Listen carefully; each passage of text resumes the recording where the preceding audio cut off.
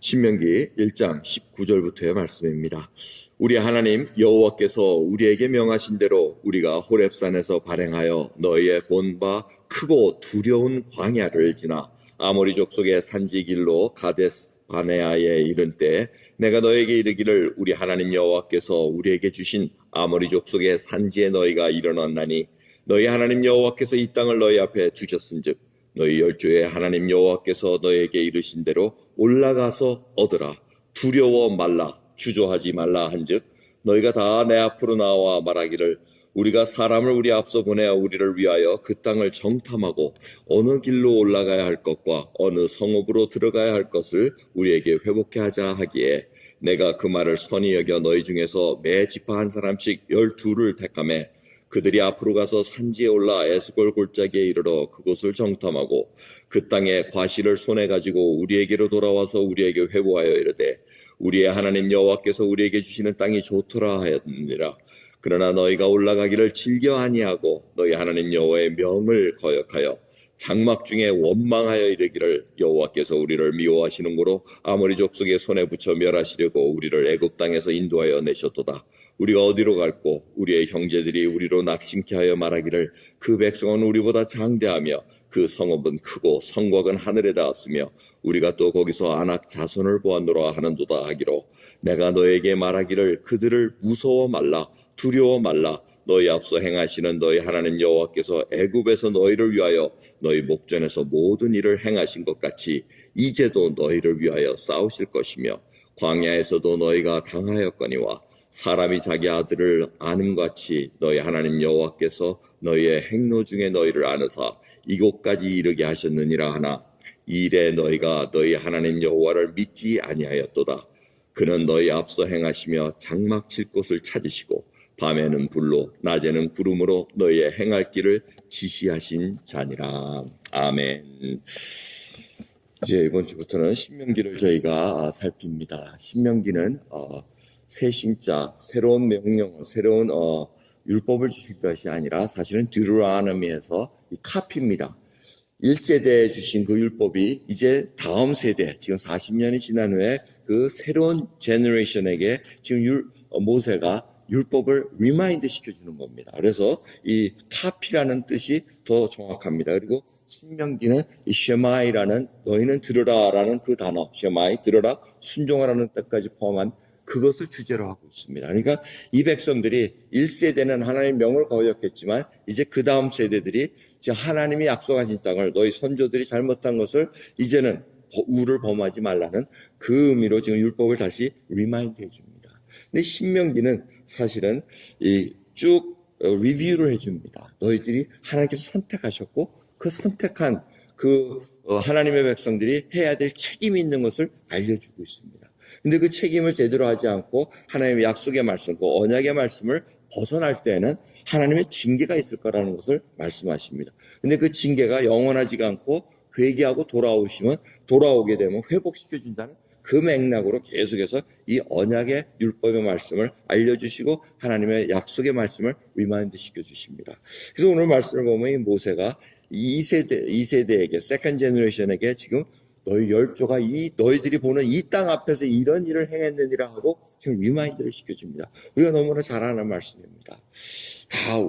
전부 다 이제 그 가나안 땅으로 왔습니다. 그래서 하나님께서 올라가라, 주저하지 말고 올라가라 하고 이렇게 딱 명을 내렸는데 이 사람들이 그래도 미리 가서 좀 보고 어느 길로 갈까, 어느 성읍을 먼저 쳐야 될까, 이거 살펴보는 게 맞지 않습니까? 하고 이렇게 했을 때 모세가 뭐라 그럽니까? 23절 보면 내가 그 말을 선히 여겼다 그럽니다. 자, 그래서 매지파에 한 사람씩 12를 보냈다는데 민수기를 보시면 이 똑같은 장면이 어떤 말씀으로 나오냐면 하나님께서 보낸 걸로 얘기합니다. 그래서 이 얘기는 이렇게 종합해서 보면은 모세가 그 얘기를 듣고 하나님께 물어봤다는 얘기죠. 하나님, 이러한 상황입니다. 이것이 제 생각에는 맞는 것 같은데 하나님이 그랜트 해주시겠습니까? 허락해 주시겠습니까? 물었다는 얘기죠. 그래서 하나님께서 허락하셨다는 겁니다. 가봐라. 그래서 매지파 한 명씩 뽑아서 가거라 하고 이렇게 명령하셨을 때 모세가 그렇게 이제 명을 했다는 거예요. 자기가 그렇게 들어보니까 선했다는 겁니다. 좋다. 그리고 보내서 과연 가져온 리포트가 어땠습니까? 여기에 여호수아와 갈렙이 있었습니다. 그리고 다른 10명의 정탐꾼들이 있었습니다. 그래서 전부 다 12명이 와가지고 정말 하나님의 말씀하신 대로 그 땅이 줬소이다.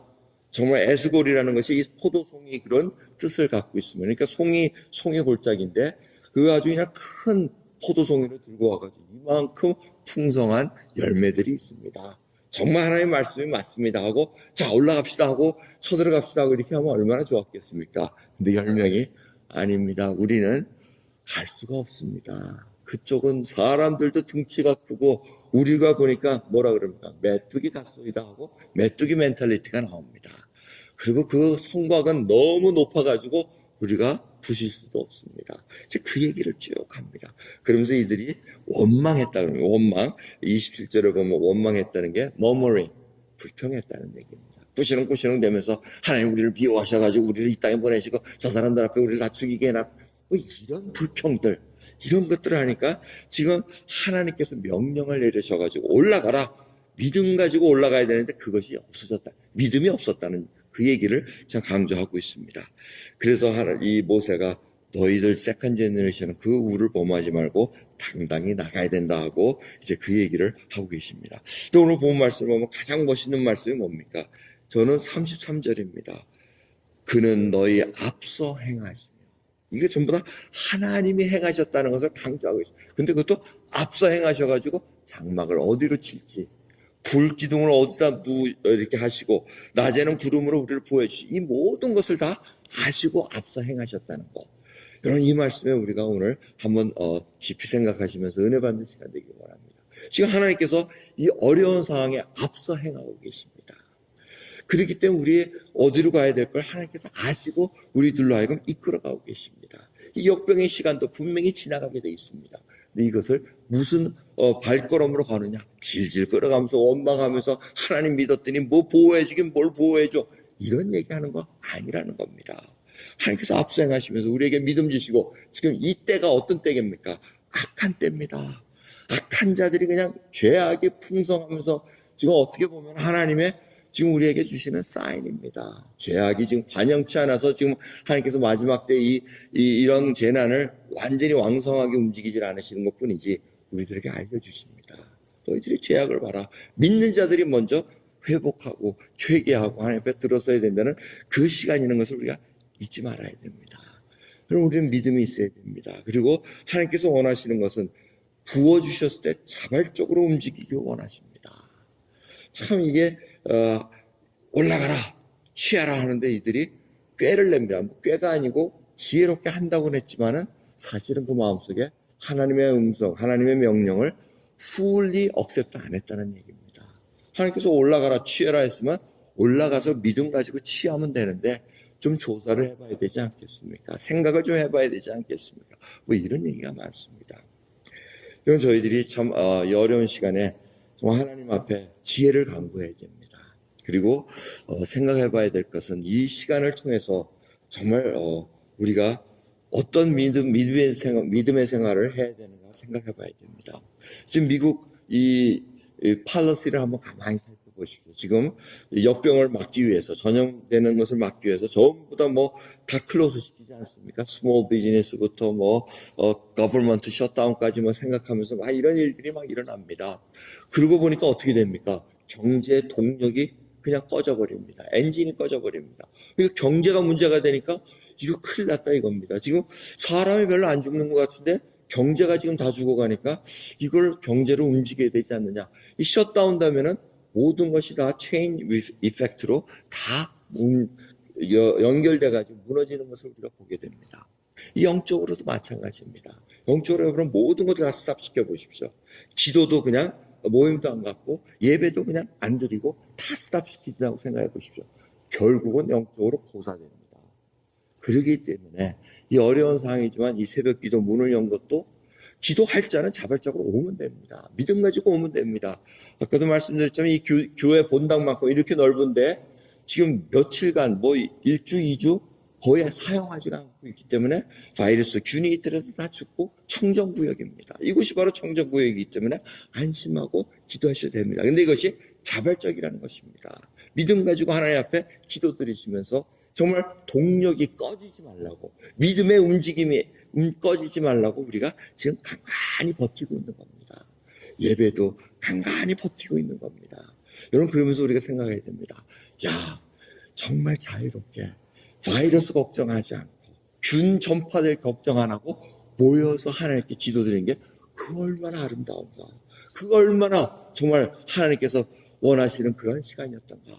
그러면서 우리가 생각해 봐야 됩니다. 내가 정말 진실된 예배를 드렸던가, 그 예배 시간 때마다 귀하게 하나님의 그 은혜를 간구하며 내가 모였던가, 이 기도 시간을 내가 얼마나 사모하며 주님 앞에 나왔던가, 그 하나하나를 돌보는 그러한 시련의 시간인 것을 우리가 깨닫게 됩니다. 그러기에 오늘 정말 이 신명기 이 1장 19절에서부터의 말씀을 보면서 세컨 제너레이션에서 얘기합니다. 우리도 어떻게 보면 이 세컨 제너레이션이라고 볼 수 있습니다. 선조들의 믿음의 선조들이 지나가고 우리는 그 믿음을 이제 또 다른 넥스트 제너레이션에게 보여줄 그러한 책임이 저희들에게 있습니다. 과연 어떤 믿음을 우리 다음 세대에 보여주시겠습니까?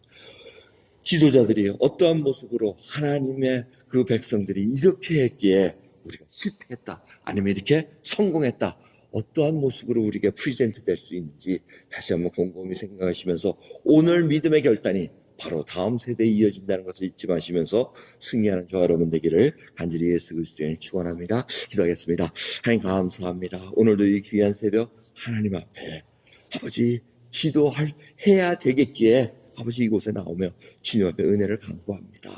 주여, 이 자리에 나오지 않더라도 아버지 골방에서 그 각자 처소에서 아버지 기도하는 그 음성, 그 기도 제목들을 들어주셔서 하나님의 은혜로 붙들어 주시옵소서. 그리하여 이 시련의 기간이 지났을 때에는 정말 믿음이 왕성한 자로 하나님 아니고선 견딜 수 없고 목숨까지도 주님 앞에 다 내어놓을 수 있는 그러한 귀한 백성들로 세워주시옵소서. 감사드리며 우리 주 예수 그리스도의 이름으로 기도드리옵나이다.